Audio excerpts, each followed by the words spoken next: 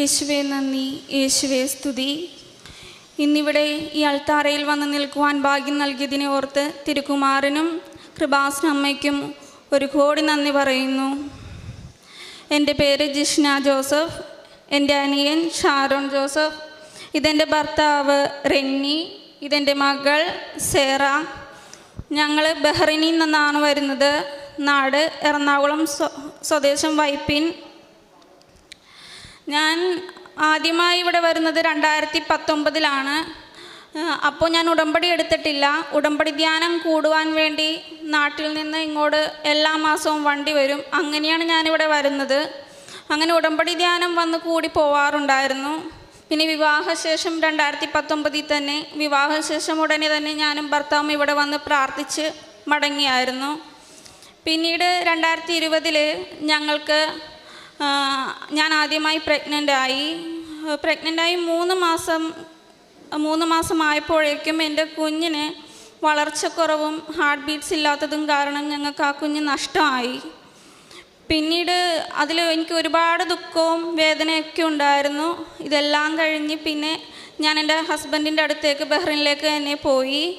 അവിടെ വെച്ച് 2022 സെപ്റ്റംബർ മാസം ഞാൻ രണ്ടാമത് പ്രഗ്നൻ്റായി കഴിഞ്ഞ് ആ ഒരു സമയം ഒരുപാട് കോംപ്ലിക്കേഷൻസ് എൻ്റെ ജീവിതത്തിലുണ്ടായിരുന്നു. പ്രഗ്നൻസിയെ തുടർന്ന് എനിക്ക് 5-ാം മാസം നാട്ടിലേക്ക് തിരിച്ചു പോരാൻ നിൽക്കുന്ന സമയത്ത് സ്കാൻ ചെയ്തപ്പോൾ സെർവിക്സ് വളരെ ഡൗൺ ആണ്. കംപ്ലീറ്റ് ബെഡ് റെസ്റ്റ് വേണമെന്ന് അവിടെ നിന്ന് ഡോക്ടർ പറഞ്ഞായിരുന്നു. പിന്നീട് ഞാനും ഹസ്ബൻഡും മാത്രമേ ഉണ്ടായിരുന്നുള്ളൂ. എനിക്ക് ആ ഒരു സമയം മുഴുവൻ പരിശുദ്ധ അമ്മയുടെ കൃപ നന്നായിട്ടുണ്ടായിരുന്നു. ഹസ്ബൻഡ് ജോലിക്ക് പോകുന്ന സമയമെല്ലാം പരിശുദ്ധ അമ്മയാണ് എന്നെ ശുശ്രൂഷിച്ചു കൊണ്ടിരുന്നത്. കാരണം ഒന്ന് ബെഡിൽ നിന്ന് എണീക്കാനോ ഞാനൊന്നും ചെയ്യുവാനോ ഒന്നും തുനിഞ്ഞിരുന്നില്ല. പക്ഷെ ആ ഒരു സമയമൊക്കെയും പരിശുദ്ധ അമ്മ എന്നെ പൊതിഞ്ഞു പിടിച്ചിരുന്നു. എനിക്ക് ആ സാമീപ്യം നന്നായിട്ട് മനസ്സിലാകുമായിരുന്നു. ആ ഒരു സമയത്തൊക്കെ ഞാൻ അമ്മയോട് മുട്ടിപ്പായി പ്രാർത്ഥിക്കുമായിരുന്നു. എൻ്റെ കുഞ്ഞിനെ എനിക്ക് ഒരു കോംപ്ലിക്കേഷൻസും കൂടാണ്ട് പൂർണ്ണ ആരോഗ്യത്തോടെ എൻ്റെ കൈകളിൽ വെച്ച് തരണം. ഞാൻ എൻ്റെ കുഞ്ഞായിട്ട് ഇവിടെ വരും. അങ്ങനെ എൻ്റെ ഡെലിവറി സമയത്തും ഒരുപാട് പ്രശ്നങ്ങളായിരുന്നു. ഡെലിവറി ഒരുപാട് ലേറ്റായിട്ടാണ് നടന്നത്. കുഞ്ഞിന് വളരെ വെയിറ്റ് കൂടുതലായിരുന്നു. അപ്പം ഒരാഴ്ചയിലധികം മരുന്ന് വെച്ച് മുന്നോട്ട് പോയി. ഒരുപാട് കഷ്ടപ്പെട്ട് ലാസ്റ്റ് സിസേറിയൻ കഴിഞ്ഞ് കിട്ടിയപ്പോൾ കുഞ്ഞിന് ഒരു പ്രശ്നവും ഉണ്ടായിരുന്നില്ല. ശരിക്കും നമുക്കറിയാം, അത്രയും ദിവസം മരുന്നെല്ലാം വെച്ച് വളരെ കഷ്ടപ്പെട്ട് വരും. ആ കുഞ്ഞിന് എന്തേലുമൊക്കെ ബുദ്ധിമുട്ട് വരേണ്ടതാണ്. പക്ഷേ അത്ര സമയം കഴിഞ്ഞിട്ടും പരിശുദ്ധ അമ്മ ഞങ്ങൾക്ക് പൂർണ്ണ ആരോഗ്യത്തോടെയാണ് കുഞ്ഞിനെ കൈകളിലേക്ക് തന്നത്. ഞങ്ങൾ അവൾക്ക് 6 മാസം ഉള്ളപ്പോൾ തന്നെ ബാപ്റ്റിസത്തിന് വേണ്ടി നാട്ടിലേക്ക് തിരിച്ചു വന്നു. ആ ഒരു സമയം ബാപ്റ്റിസം കഴിഞ്ഞ് 2 ദിവസത്തിന് ശേഷം തന്നെ ഞാനിവിടെ കുഞ്ഞായിട്ട് പരിശുദ്ധ അമ്മയുടെ അടുക്കൽ വന്നായിരുന്നു. അങ്ങനെ വന്ന സമയത്താണ് ഞാനിവിടെ ആദ്യമായിട്ട് ഉടമ്പടി എടുക്കുന്നത്. ശരിക്കും ഉടമ്പടിക്ക് വേണ്ടി ഒരുങ്ങിയൊന്നുമല്ല വന്നത്. എൻ്റെ കസിനും കൂടെ ഉണ്ടായിരുന്നു. കസിനാണ് എന്നോട് പറഞ്ഞത്, ഇപ്പോൾ പറ്റിയ സമയമാണ്, ഉടമ്പടി ക്ലാസ് തുടങ്ങാറാവുന്നുള്ളൂ, നിങ്ങൾ പറ്റുമെങ്കിൽ ഉടമ്പടി എടുക്കുന്ന. പക്ഷേ ഒരുങ്ങിയിട്ടില്ലെങ്കിലും പിന്നീട് ഞങ്ങൾ ഉടമ്പടി എടുത്ത് പ്രാർത്ഥനകളൊക്കെ മുന്നോട്ട് കൊണ്ടുപോകുമായിരുന്നു. ആ ഒരു സമയം ഞാൻ നിയോഗത്തിൽ സമർപ്പിച്ചതാണ് എൻ്റെ ഹസ്ബൻഡിന് ഡ്രൈവിംഗ് ലൈസൻസ്. ഹസ്ബൻഡ് ഒരു 10 വർഷം അടുക്കിയായി അവിടെ ഡ്രൈവിംഗ് ലൈസൻസിന് വേണ്ടി ശ്രമിച്ചിട്ട് അതൊരു പാതി വഴിയിൽ ഉപേക്ഷിച്ച് നിന്നതാണ്. അതിന് പാതി മാത്രം റോഡ് ടെസ്റ്റ് മാത്രം കിട്ടാൻ ബാക്കിയുള്ളപ്പോൾ ഉപേക്ഷിച്ചിട്ട് പിന്നീട് അങ്ങോട്ട് ആ കാര്യം നടന്നിട്ടില്ല. ഹസ്ബൻഡിന് തന്നെ അതിന് നടക്കത്തില്ല എന്നുള്ളൊരു രീതിക്കായിരുന്നു. ആരുടെ കാറും ഓടിക്കത്തുമില്ല, അങ്ങനെ ഓടിക്കുന്ന ഒന്നുമില്ലായിരുന്നു. പക്ഷേ നടക്കുമെന്ന് വിചാരിച്ച കാര്യമല്ലെങ്കിലും ആ ഒരു ഉടമ്പടി എടുത്തു പോയി 3 മാസത്തിനുള്ളിൽ ആദ്യത്തെ അറ്റംപ്റ്റിൽ തന്നെ എൻ്റെ ഹസ്ബൻഡിന് ലൈസൻസ് കിട്ടി. ഇപ്പോൾ നല്ല രീതിക്ക് തന്നെ ഓടിക്കുവാനും അതിന് നല്ലൊരു കാറും ഞങ്ങൾക്ക് മാതാവ് ഒരുക്കി തന്നു. പിന്നീട് ആ ഒരു ഉടമ്പടിയിൽ ഞാൻ ആദ്യമെല്ലാം നല്ല രീതിയിൽ പ്രാർത്ഥിക്കുമെങ്കിലും പിന്നീട് കുഞ്ഞുള്ളതിൻ്റെ പേരിൽ കുറേ ഉഴപ്പും ഒക്കെ നടത്തിയായിരുന്നു. എങ്കിലും വിശ്വാസം നന്നായിട്ടുണ്ടായിരുന്നു. നേർച്ച വസ്തുക്കളെല്ലാം ഉപയോഗിക്കുമായിരുന്നു. അങ്ങനെ പോയിക്കൊണ്ടിരിക്കുമ്പോൾ വേറെ കുഴപ്പമൊന്നുമില്ല, മുന്നോട്ട് പോയിക്കൊണ്ടിരിക്കുമ്പോഴാണ് 2023 കഴിഞ്ഞ വർഷം ഒരു ഒക്ടോബർ മാസമൊക്കെ ആയപ്പോഴേക്കും ഞങ്ങൾക്ക് UK പോകുവാൻ ഒരവസരം വന്നു.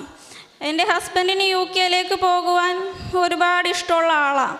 അതിന് താല്പര്യമുള്ളതുകൊണ്ട് തന്നെ ശ്രമിക്കാറുണ്ടായിരുന്നു. പക്ഷേ അതിനുവേണ്ടി ഞങ്ങൾ അന്വേഷിക്കുന്നല്ലാണ്ട് ഒന്നും ചെയ്തിട്ടില്ല. പിന്നീട് ഞങ്ങളത് അങ്ങനെ വിട്ടുകളഞ്ഞതാണ്.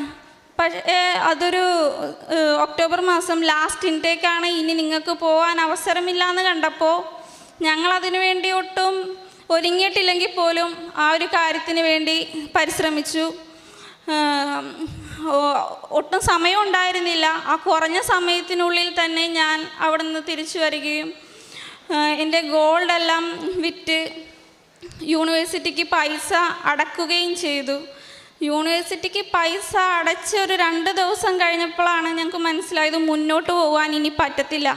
കാരണം ഇനിയും ഒരുപാട് പൈസ ഞങ്ങൾക്ക് അടക്കുവാനുണ്ട്. കാരണം ഞാനും ഹസ്ബൻഡും കുഞ്ഞുമായിട്ട് തന്നെ പോകാനാണ് നോക്കുന്നത്. കുഞ്ഞ് അവിടെ ഞങ്ങളുടെ കൂടെ ആയിരുന്നത് കൊണ്ട് തന്നെ അവൾ ഇനി ഇവിടെ ഒറ്റയ്ക്ക് നിൽക്കുന്ന കാര്യം നടക്കൂലായിരുന്നു. അങ്ങനെ ഞങ്ങൾ ഒരുമിച്ച് പോകാൻ തന്നെയാണ് ആദ്യമേ തൊട്ട് ശ്രമിച്ചിരുന്നത്. പക്ഷേ അതിനുവേണ്ടിയുള്ള പണം ഞങ്ങൾക്ക് ഒരു തരത്തിലും ഒക്കുന്നുണ്ടായിരുന്നില്ല.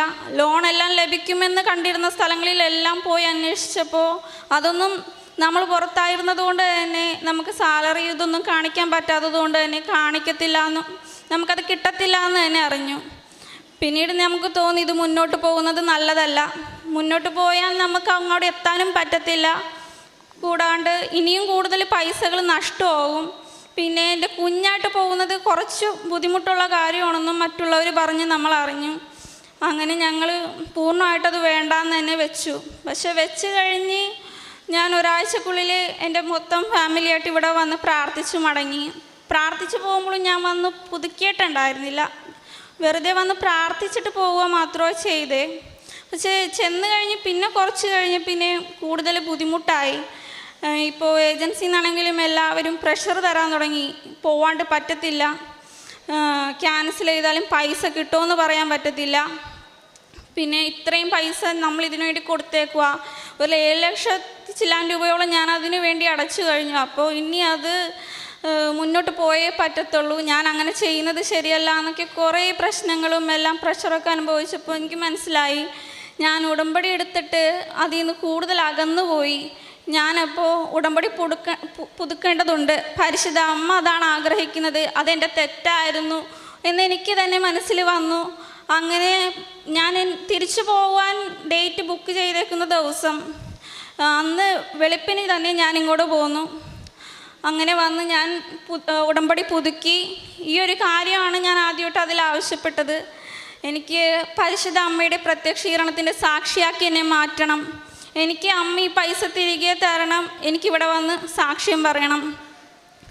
അങ്ങനെ ഞാൻ പ്രാർത്ഥിച്ച് ഇവിടുന്ന് പോയി കഴിഞ്ഞിട്ട് എനിക്ക് എന്തെന്നില്ലാത്തൊരു സമാധാനം ഉണ്ടായിരുന്നു. സന്തോഷത്തോടു കൂടി തന്നെയാണ് അന്ന് രാത്രി ഞാൻ തിരിച്ചു പോയത്. പോയി കഴിഞ്ഞിട്ട് ഞാൻ ഉടമ്പടിയെല്ലാം പറ്റാവുന്ന രീതിയിൽ നല്ല രീതിക്ക് തന്നെ പാലിച്ചു പോയി. ഞങ്ങൾ അവിടെ ആയതിൻ്റെ പേരിൽ തന്നെ പള്ളിയിലെല്ലാം പോകുന്നത് ഇടയ്ക്കെല്ലാം മാത്രമാണ്, കൃത്യമായി എല്ലാ ആഴ്ചയിലും ഒന്നും പോകാൻ സാധിക്കുമായിരുന്നില്ല. പക്ഷേ അന്നിവിടുന്ന് പോയതിൽ പിന്നെ ഞങ്ങൾ എല്ലാ ആഴ്ചയും പള്ളിയിൽ പോവും, കുർബാന കൂടും, കുടുംബ പ്രാർത്ഥന എല്ലാവരും കൂടി തന്നെ ഇരുന്ന് ഒരുമിച്ച് ചെല്ലും, ഉടമ്പടി പ്രാർത്ഥന ചെല്ലും. അങ്ങനെ നമ്മൾ വിശ്വാസം നമ്മുടെ കുടുംബത്തിൽ ആഴമായി ചെയ്യാൻ തുടങ്ങി. അങ്ങനെ പോയിക്കൊണ്ടിരിക്കുമ്പോൾ പിന്നീട് അവർ പറഞ്ഞു ഞങ്ങളായിട്ട് ഡയറക്റ്റ് ഇത് ക്യാൻസൽ ചെയ്യാൻ പാടത്തില്ല, അവർ തന്നെ ഏജൻസി തന്നെ ശ്രമിച്ചിത് ക്യാൻസൽ ചെയ്യത്തുള്ളൂ, അപ്പോൾ കുറച്ച് വൈകും, ബാക്കിയുള്ള കുട്ടികളെല്ലാം പോയി തീരണം. അങ്ങനെ ഞങ്ങൾ പിന്നെ അതുപോലെ തന്നെ നോക്കട്ടെ എന്ന് വിചാരിച്ചു മുന്നോട്ട് പോയി. അങ്ങനെ ഒരു ഡിസംബർ അവസാനം ജാനുവരിയൊക്കെ ആയപ്പോഴേക്കും അവർ ഞങ്ങളോട് പറഞ്ഞു നിങ്ങൾ ഇനി റീഫണ്ടിൻ്റെയും ഇതെല്ലാം ഫില്ല് ചെയ്ത് ഡോക്യുമെൻസും സബ്മിറ്റ് ചെയ്തു, യൂണിവേഴ്സിറ്റി പറഞ്ഞിട്ടുണ്ട് നമുക്ക് റീഫണ്ടിന് ചെയ്യാമെന്ന്. അങ്ങനെ പറഞ്ഞതനുസരിച്ച് ഇവിടെ നിന്ന് എൻ്റെ എല്ലാ സംഭവങ്ങളും ഡോക്യുമെൻസും റീഫണ്ട് ഫോമും എല്ലാം അവർ പറഞ്ഞ സമയത്ത് തന്നെ നമ്മൾ അവർക്ക് സബ്മിറ്റ് ചെയ്തു. സബ്മിറ്റ് ചെയ്തപ്പോൾ അവർ പറഞ്ഞു ഇനി കുഴപ്പമില്ല, പൈസ കിട്ടിക്കോളും എന്ന് തന്നെയാണ് അവർ ഞങ്ങളോട് പറഞ്ഞു വെച്ചത്. അന്ന് ഇവിടെ വന്ന് ഉടമ്പടി എടുത്ത് പോയ പിന്നെ ഞാൻ അതിനെപ്പറ്റി അധികം ആകുലപ്പെട്ടിട്ടില്ല. പരിശുദ്ധ അമ്മ അത് തരും എന്നുള്ളൊരു വിശ്വാസം മനസ്സിൽ നന്നായിട്ടുണ്ടായിരുന്നു. അങ്ങനെ പോയി നമ്മൾ ഇവരെ വിളിച്ച് അന്വേഷിക്കുമ്പോൾ അവർ പറയും കൊടുത്തിട്ടുണ്ട്, പൈസ പെട്ടെന്ന് കിട്ടും എന്നൊക്കെ. പിന്നെ വിളിക്കാൻ തുടങ്ങുമ്പോൾ അവർ പറയും കൊടുത്തിട്ടുണ്ട്, അവരൊന്നും പറഞ്ഞിട്ടില്ല. അത്രയല്ലാണ്ട് നമുക്ക് അവിടെ നിന്ന് ഒരു മറുപടിയും കിട്ടാണ്ടായി. അങ്ങനെ മാസം 5 ആവായി. 5 മാസമായപ്പോഴും ഒരു തീരുമാനവും ഇതിലാവാതെ ആയപ്പോൾ എൻ്റെ ഹസ്ബൻഡിന് തന്നെ ഒരു ദിവസം തോന്നി, നമ്മളിത് ഇങ്ങനെ പോയിട്ട് കാര്യമില്ല, നമ്മൾ യൂണിവേഴ്സിറ്റി ആയിട്ട് എങ്ങനെയെങ്കിലും ബന്ധപ്പെടണം. അങ്ങനെ ഞങ്ങളിത് കുറേ അന്വേഷിച്ചും പിടിച്ചും അവിടുത്തെ അഡ്മിഷൻ ഡിപ്പാർട്ട്മെൻറ്റുമായിട്ടുള്ള മെയിലെല്ലാം നമ്മൾക്ക് ലഭിച്ചു. അതിലേക്ക് നമ്മൾ മെയിൽ ചെയ്തു, നമ്മളുടെ റീഫണ്ടിൻ്റെ സ്റ്റാറ്റസും എല്ലാം അന്വേഷിച്ച്. അപ്പോൾ അവരിതെല്ലാം ചെക്ക് ചെയ്തിട്ട് ഞങ്ങളോട് പറഞ്ഞു, നിങ്ങളുടെ യാതൊരു റീഫണ്ടും ആരും ഇവിടെ അപ്ലൈ ചെയ്തിട്ടുമില്ല, ഒരു പ്രൊസീജിയറും ഇവിടെ നടന്നിട്ടില്ല എന്ന്. അത് കേട്ടപ്പോൾ നമുക്കൊരു ഷോക്കായിരുന്നു. കാരണം നമ്മളിത് കിട്ടും എന്നുള്ളൊരു ഇതിൽ പോയി അവർ വരെ നമ്മളോട് തരും എന്ന് പറഞ്ഞിട്ട് ആ ഒരു നിമിഷം ഇവരൊന്നും ചെയ്യുന്നില്ല എന്നറിഞ്ഞപ്പോൾ നമ്മളവരൊരു ചീറ്റ് ചെയ്യാൻ നമുക്ക് അത് മനസ്സിലായി. പിന്നീട് നമ്മൾ ഏജൻസിനെ കോണ്ടാക്ട് ചെയ്ത് ഇത് പറഞ്ഞപ്പോൾ അവർ പറഞ്ഞു ഞങ്ങളിതെല്ലാം കൊടുത്തതാണ്, പക്ഷെ അത് എന്തോ പ്രശ്നം പറ്റിയതാണെന്നൊക്കെയാണ് പറഞ്ഞത്. എങ്കിലും ഞങ്ങൾ വിത്ത് പ്രൂഫ് സഹിതം അവരെല്ലാം കാണിച്ചപ്പോൾ അവർക്ക് നിഷേധിക്കാൻ പറ്റിയില്ല. അവസാനം അവർ പറഞ്ഞു ഞങ്ങളിതിപ്പം ചെയ്തോളാം, പൈസ കിട്ടും, അങ്ങനെയാണെന്നൊക്കെ പറഞ്ഞ് അവസാനം അവരത് ഏപ്രിൽ 20 സബ്മിറ്റ് ചെയ്യുന്നത്. ഞങ്ങൾക്ക് സ്ക്രീൻഷോട്ട് ഇട്ട് കണ്ടപ്പോഴാണ് ഞങ്ങൾക്ക് മനസ്സിലായത്, അപ്പോഴാണ് ഇവർ എൻ്റെ റീഫണ്ട് സബ്മിറ്റ് ചെയ്യുന്നതെന്ന്. അപ്പോൾ യൂണിവേഴ്സിറ്റിയിൽ അന്വേഷിച്ചപ്പോൾ അവർ തന്നെ പറഞ്ഞു കോഴ്സ് കഴിയാറായി, ശരിക്കും ഇനി ആ റീഫണ്ട് കിട്ടുവാൻ ബുദ്ധിമുട്ടായിരുന്നു, നിങ്ങൾ കൃത്യസമയത്താണ് അത് അന്വേഷിച്ചത്, ഒരു 2 മാസം വൈകിയിരുന്നെങ്കിൽ ആ പൈസ ഒരിക്കലും നിങ്ങൾക്ക് കിട്ടത്തില്ലായിരുന്നു എന്ന്. അങ്ങനെ കൊടുത്തിട്ടെങ്കിലും നമുക്കുള്ളിൽ അപ്പോഴും ഒരു ആദ്യമായി യൂണിവേഴ്സിറ്റി അത് എടുക്കുമോ അല്ലെങ്കിൽ അത് റിജക്റ്റ് ചെയ്യുമോ എന്നൊക്കെ. പക്ഷേ നമുക്ക് യൂണിവേഴ്സിറ്റിയായിട്ട് ബന്ധപ്പെടാൻ ഒരു മാർഗവുമില്ല. എൻ്റെ മെയിലും കാര്യങ്ങളും എല്ലാം ഏജൻസി തന്നെയാണ് ഉപയോഗിച്ചുകൊണ്ടിരുന്നത്. നമ്മളായിട്ട് യാതൊരു കോണ്ടാക്റ്റും യൂണിവേഴ്സിറ്റിക്ക് അവർക്ക് ചെയ്യാൻ പറ്റത്തില്ലായിരുന്നു അവരുടെ റൂൾ അനുസരിച്ച്. ഞങ്ങളങ്ങനെ 1 മാസം പിന്നിട്ടു. മെയ് 20 കഴിഞ്ഞപ്പോൾ നമ്മൾ പിന്നീട് ഇവരെ അന്വേഷിക്കുക എന്തായി എന്നറിയാൻ. ഞാനപ്പോൾ ഇതിനിടയിൽ 7 ദിവസം 7 പ്രാവശ്യം വെച്ച് ഉടമ്പടി പ്രാർത്ഥന എല്ലാം ചൊല്ലി പ്രാർത്ഥിക്കുന്നുണ്ടായിരുന്നു. ഈ പ്രാർത്ഥന എല്ലാം കഴിഞ്ഞൊരു 2 ദിവസത്തിന് ശേഷം ഈ ഒരു മെയ് 20 ആ ഒരു സമയത്താണ് ഞാൻ പെട്ടെന്ന് നോക്കുമ്പോൾ എൻ്റെ എനിക്ക് മെയിൽ വന്നിട്ടുണ്ട്. ഇൻ്റർനാഷണൽ ലെവലിൽ നമുക്ക് പൈസ വിടുന്നവർ യൂണിവേഴ്സിറ്റി നമുക്കത് നമ്മളുടെ പൈസ അവർ ട്രാൻസാക്ഷൻ ചെയ്തിട്ടുണ്ടെന്നുള്ള. അത് കണ്ടപ്പോൾ ഒത്തിരി സന്തോഷമായി. കാരണം നമുക്കറിയാം അത് മാതാവിൻ്റെ ഇടപെടൽ കൊണ്ട് മാത്രം സംഭവിച്ചതാണ്. ഞങ്ങളെ മാതാവാണത് വെളിപ്പെടുത്തി തന്നത്. ഇത് നമ്മുടെ കാര്യങ്ങൾ ഞങ്ങളറിയാണ്ട് പോകേണ്ട കാര്യമാണ്, സമയം കഴിഞ്ഞ് പോകേണ്ട കാര്യമായിരുന്നു. ഇത് മാതാവ് ഞങ്ങൾക്ക് വെളിപ്പെടുത്തി തന്നതാണ്. അങ്ങനെ ശരിക്കും ഞാനിവിടെ വന്ന് ഉടമ്പടി എടുത്ത പുതുക്കിയ സമയം മാതാവിനോട് ഞാൻ പറഞ്ഞിട്ടാണ് പോയത്, എനിക്ക് ജൂണിൽ നാട്ടിൽ വരണം. ജൂണിൽ നാട്ടിൽ വരുമ്പോൾ എൻ്റെ ചേച്ചിയുടെ കുഞ്ഞിൻ്റെ ബാപ്റ്റിസവും കൂടി ആയിരിക്കും. അപ്പോൾ ഞാൻ വരും. അപ്പോൾ വരുമ്പോൾ എനിക്ക് വരാൻ പറ്റുമ്പോൾ എനിക്ക് ഈ പൈസ കിട്ടണം, ഇവിടെ വന്ന് സാക്ഷ്യം പറയണം. പക്ഷേ ഈ പൈസ ഇങ്ങനെയെല്ലാം മുടങ്ങിപ്പോയപ്പോൾ നമ്മളതെല്ലാം മനസ്സിൽ നിന്ന് വിട്ടുപോയി, ഇനി അത് നടക്കത്തില്ല എന്ന്. എൻ്റെ വീട്ടുകാരെയും ഞങ്ങൾ ആ ഒരു ഏപ്രിൽ സമയത്ത് വിളിച്ചു പറഞ്ഞു നമുക്കിനി നാട്ടിൽ വരാൻ പറ്റുമെന്ന് തോന്നുന്നില്ല, ഞങ്ങൾ എന്തു വന്നാലും കുറച്ച് കഴിഞ്ഞ് പിന്നെ എപ്പോഴെങ്കിലും വരാം. അപ്പോൾ പിന്നെ ഞാൻ അമ്മനെ തന്നെ വിളിച്ചു പറഞ്ഞു എനിക്കൊരു വിശ്വാസമുണ്ട്, ആ പൈസ അമ്മ തരുന്ന ഉടനെ ഞാനവിടെ സാക്ഷ്യം പറയാൻ വേണ്ടി വരും എന്ന്. അങ്ങനെ ഞാൻ പറഞ്ഞ് ചെയ്യും. അപ്പോഴും നമുക്ക് ഇത് എത്ര വേഗം കിട്ടുമെന്നുള്ളൊന്നും ഒരു ധാരണയില്ല. അങ്ങനെ എനിക്ക് ഒരു മെയിൽ വന്ന് ഒരാഴ്ചക്കുള്ളിൽ ഞാനിവിടെ എറണാകുളത്തെ ഏജൻസിയായിട്ട് പൈസ ട്രാൻസാക്ഷൻ ചെയ്യുന്നവരായിട്ട് കോണ്ടാക്ട് ചെയ്തു. അവർ പറഞ്ഞു പൈസ വന്നിട്ടുണ്ടല്ലോ, കുഴപ്പമില്ല, പക്ഷേ എന്നാലും സമയമെടുക്കും, 10-15 ദിവസത്തിൽ മേലെ നിങ്ങൾക്ക് അതിനു വേണ്ടി എടുക്കും, ഇതിൽ കുറച്ച് കാര്യങ്ങൾ കൂടി മുന്നോട്ട് പോകാനുണ്ട്, കൺഫർമേഷനും എല്ലാം. പക്ഷേ ഇതെല്ലാം പറഞ്ഞു കഴിഞ്ഞ് എൻ്റെ സബ്മിറ്റ് ചെയ്യുന്നത് അവർ മെയ് മാസം 29-ാം തീയതിയാണ് അവരത് എൻ്റെ എല്ലാ ഡോക്യുമെൻറ്റ്സോടെ സബ്മിറ്റ് ചെയ്യുന്നത്. മെയ് മാസം 30-ാം തീയതി ഉച്ചയ്ക്ക് എൻ്റെ പൈസ പൂർണ്ണമായും ഞങ്ങൾക്ക് ബാങ്കിൽ ട്രാൻസാക്ഷൻ ചെയ്ത് കിട്ടി.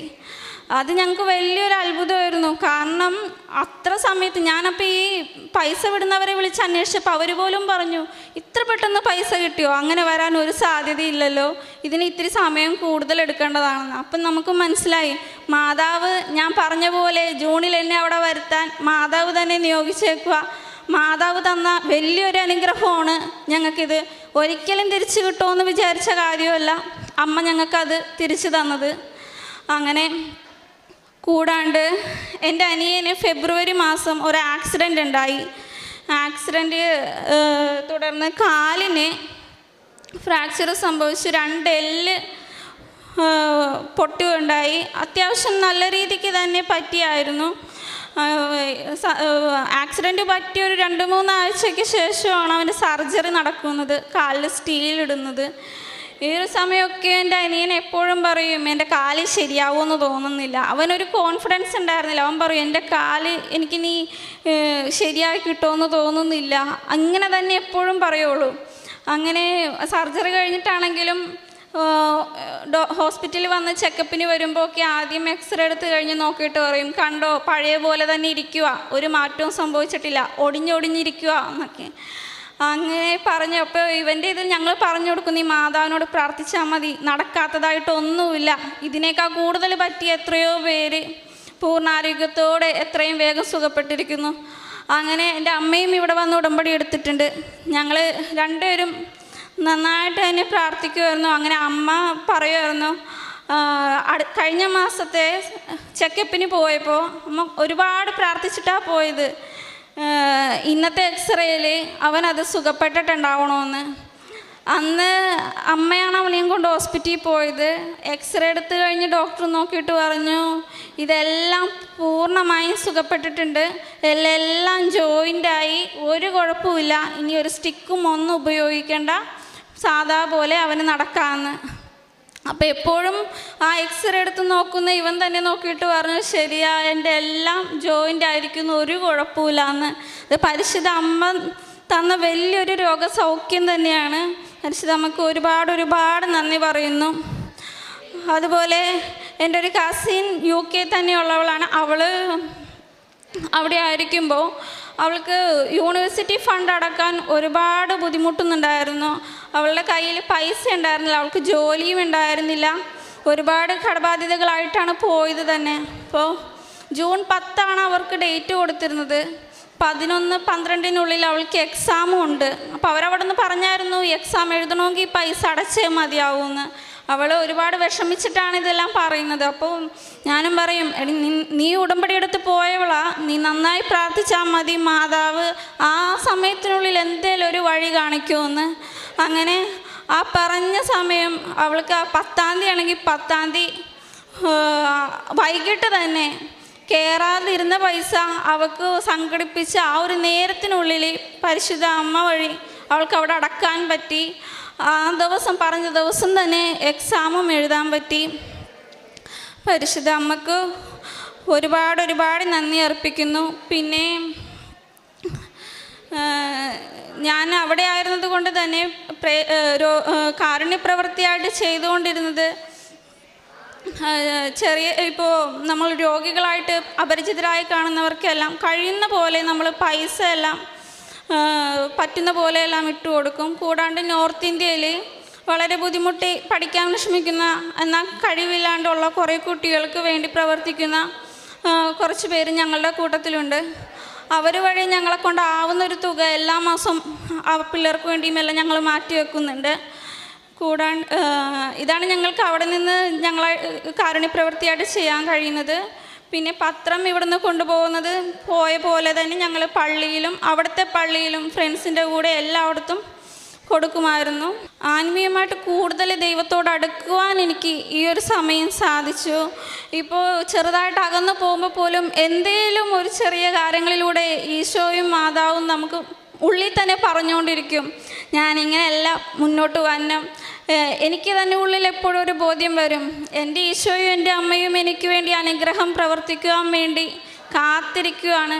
ഞാൻ ഒന്ന് മനസ്സുകൊണ്ട് അത്ര അധികം അടുത്ത് നിന്ന് അവരെനിക്ക് വേണ്ടി ഒരുപാട് കാര്യങ്ങൾ ചെയ്യാൻ വേണ്ടി കാത്തിരിക്കുകയാണെന്ന് എനിക്കറിയാം. അതുകൊണ്ട് തന്നെ എന്തൊരു ചെറിയ കാര്യം വന്നാലും ഒന്ന് അകന്നു പോയാൽ എൻ്റെ ഈശോയും മാതാവും അപ്പം തന്നെ ഇപ്പം എന്നെ അടുപ്പിക്കും. അത് കാര്യങ്ങളൊന്നും നടന്നില്ലെങ്കിലും നമ്മുടെ ഉള്ളിൽ ആ ഒരു തോന്നൽ എപ്പോഴും വന്നുകൊണ്ടിരിക്കും. ഞാൻ ഉടമ്പടിയിലാണ്, എനിക്ക് ഉടമ്പടിയുടെ നിത്യതയിൽ തന്നെ മുന്നോട്ട് പോകണം. ഇന്ന് എൻ്റെ ജന്മദിനമാണ്.